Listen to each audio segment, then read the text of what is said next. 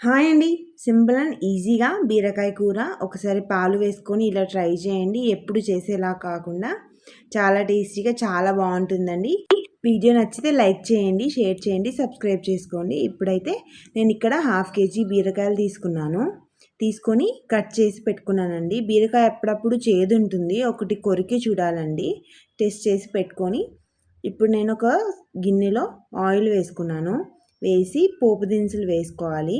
వేసుకొని కొంచెం పోపు దినుసులు వేగేదాకా వేయించుకోవాలండి. వేగిన తర్వాత ఇందులో ఆనియన్ వేసుకోవాలి. 1 కప్ ఆనియన్ తీసుకున్నా, అంటే 2 ఎర్రగడ్డలు తీసుకున్నా.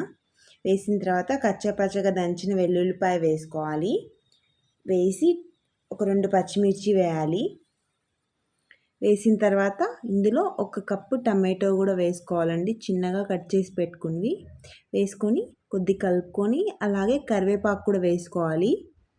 వేసుకొని ఇవన్నీ బాగా కలుపుకోవాలండి, మెత్తబడేలాగా మగ్గబెట్టుకోవాలి. ఇవి ఒకసారి మగ్గిన తర్వాత ఇందులో బీరకాయ ముక్కలు వేసుకోవాలి. మనం ఇందాక కట్ చేసి పెట్టుకున్నవి అన్ని బీరకాయ ముక్కలు వేసి కలిపేసుకోవాలండి. ఇక్కడ బీరకాయని బాగా కలుపుకొని మగ్గబెట్టుకోవాలండి. మూత ఏం పెట్టాల్సిన అవసరం లేదు, బీరకాయ తొందరగానే మగ్గిపోతుంది. కాబట్టి ఇలా ఒకసారి కలిపి వదిలేసేయాలి.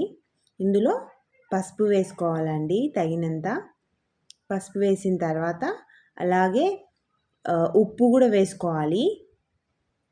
ఉప్పు వేసేసి ఉప్పు వేయడం వల్ల తొందరగా మగ్గుతాయి బీరకాయలు. బీరకాయలోంచి నీళ్ళు కూడా త్వరగా వదులుతాయండి. ఇప్పుడు మూత పెట్టేసి బీరకాయని ఒక 10 నిమిషాలు మగ్గించుకోవాలి. అప్పుడు బీరకాయ తొందరగా మెత్తబడుతుంది, ఇలా నీళ్ళు వదులుతుంది బీరకాయలోంచి.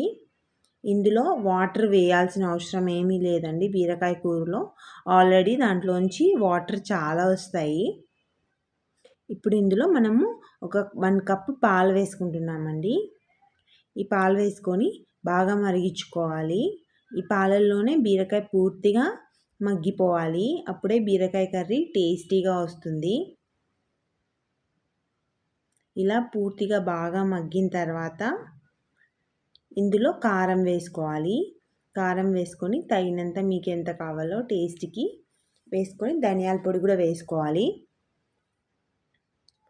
వేసుకొని బాగా మగ్గించుకోవాలండి. కూర చిక్కబడే వరకు ఆ పాలు, అందులో వచ్చిన వాటర్, బీరకాయలో వచ్చిన వాటర్ అవన్నీ ఎవాపరేట్ అయిపోయే వరకు ఇలా దగ్గరికి అయ్యేలాగా బాగా కూరని ఉడికించుకోవాలి.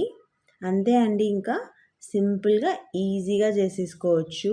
ఇంట్లో ఉండే తక్కువ మసాలాతో వేసేసుకోవచ్చు అండి బీరకాయ కర్రీ. ఇదైతే కాంబినేషన్ రొట్టెలో కానీ, చపాతీలో కానీ, రైస్లో కానీ చాలా బాగుంటుందండి.